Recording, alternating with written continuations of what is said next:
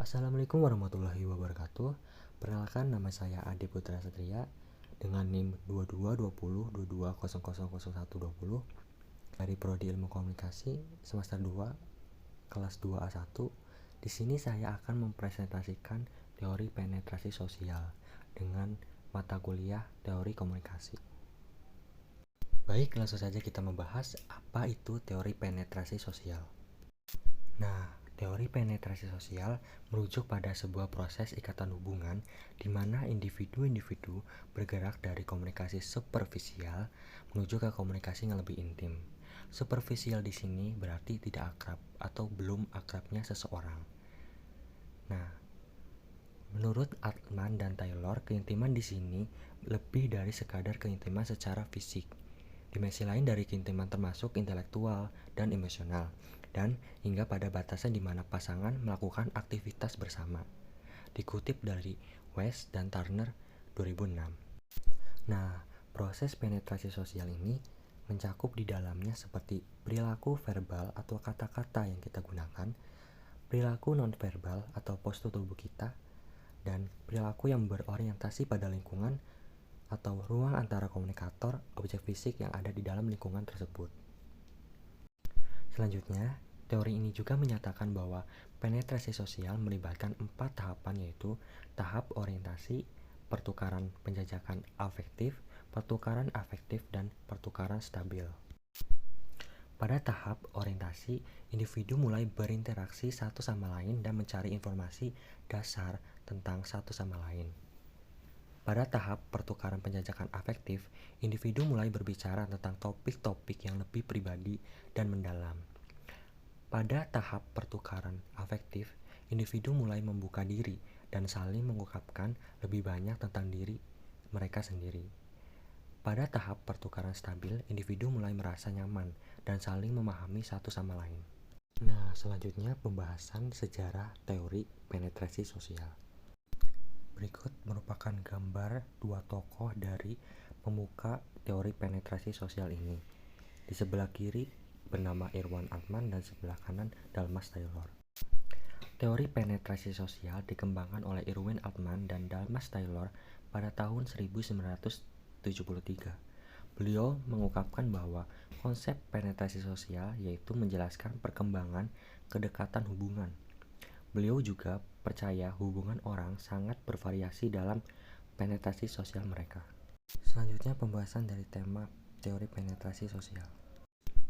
Berikut merupakan gambar dari lapisan bawang. Nah, Erwin Altman dan Dalmas Taylor mengibaratkan manusia seperti bawang merah. Maksudnya adalah pada hakikatnya manusia memiliki beberapa layer atau lapisan kepribadian. Jika kita mengupas kulit terluar bawang, maka kita akan menemukan lapisan kulit yang lainnya. Begitu pula kepribadian manusia. Nah, dengan analogi bawang ini, lapisan terluar seseorang menunjukkan keterbukaan yang dilihat dari penyampaian informasinya kepada publik, seperti citra diri atau image yang bisa langsung dipersepsikan oleh siapapun. Sementara lapisan terdalam merupakan uraian paling detail dan rinci mengenai nilai-nilai konsep diri, konflik yang belum terselesaikan, dan emosi yang dirasakan secara mendalam. Selanjutnya adalah pembahasan asumsi dari teori penetrasi sosial. Asumsi yang pertama, hubungan memiliki kemajuan dari tidak intim menjadi intim. Maksudnya, hubungan komunikasi antar individu dimulai dari tahapan superficial dan bergerak secara kontinu ke arah yang lebih mendalam. Asumsi yang kedua, secara umum perkembangan hubungan sistematis dan bisa diprediksi. Maksudnya, hubungan antar individu pada umumnya akan bergerak dengan cara yang teratur dan dapat diprediksi, walaupun tidak tahu pasti arah sebuah hubungan atau dugaan masa depan hubungan itu. Proses penetrasi sosial cukup teratur dan bisa diduga. Nah, asumsi yang ketiga, perkembangan hubungan mencakup depenetrasi atau penarikan diri dari disolusi. Maksudnya, berhubungan dengan pemikiran bahwa perkembangan hubungan mencakup depenetrasi serta disolusi. Sebuah hubungan ini bisa menjadi berantakan atau penarikan diri, depenetrasi, serta kemunduran yang pada akhirnya menyebabkan disolusi hubungan. Komunikasi memang bisa membawa sebuah hubungan maju ke tahap yang lebih intim. Namun, Komunikasi juga bisa menggerakkan hubungan mundur ke tahap yang tidak intim, misalnya dalam proses komunikasi yang penuh dengan konflik. Nah, asumsi yang keempat, pembukaan diri adalah inti dari perkembangan hubungan. Asumsi teori penetrasi sosial ini menyatakan bahwa pembukaan diri merupakan inti dari perkembangan hubungan. Pembukaan diri adalah proses pembukaan informasi mengenai diri sendiri kepada orang lain dengan tujuan tertentu. Selanjutnya pembahasan dari pokok pikiran teori penetrasi sosial. Pokok pikiran dari teori penetrasi sosial adalah bahwa hubungan interpersonal dapat berkembang melalui proses penetrasi yang bertahap dan meningkat, yang melibatkan pembukaan diri dan berbagi informasi pribadi secara emosional antara individu yang terlibat dalam hubungan tersebut.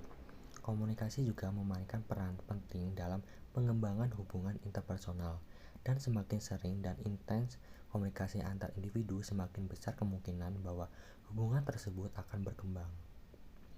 Namun, perbedaan budaya, nilai, dan latar belakang sosial dan ekonomi dapat menghambat proses penetrasi sosial ini. Oleh karena itu, penting bagi individu untuk memahami dan menghormati perbedaan tersebut dalam membangun hubungan interpersonal yang sehat dan berkelajuan. Selanjutnya, pembahasan contoh kasus yang ada di masyarakat Indonesia tentang teori penetrasi sosial. Contoh kasus yang pertama terdapat pada penggunaan teknologi baru. Salah satu contoh penetrasi sosial adalah penggunaan teknologi baru seperti internet, smartphone, atau media sosial lainnya. Nah, pada awalnya, teknologi ini mungkin hanya digunakan oleh segelintir orang. Namun, ketika semakin banyak orang yang menggunakan teknologi ini, maka teknologi ini menjadi semakin populer dan diterima oleh masyarakat luas. Nah, contoh kasus yang kedua terdapat pada gerakan sosial.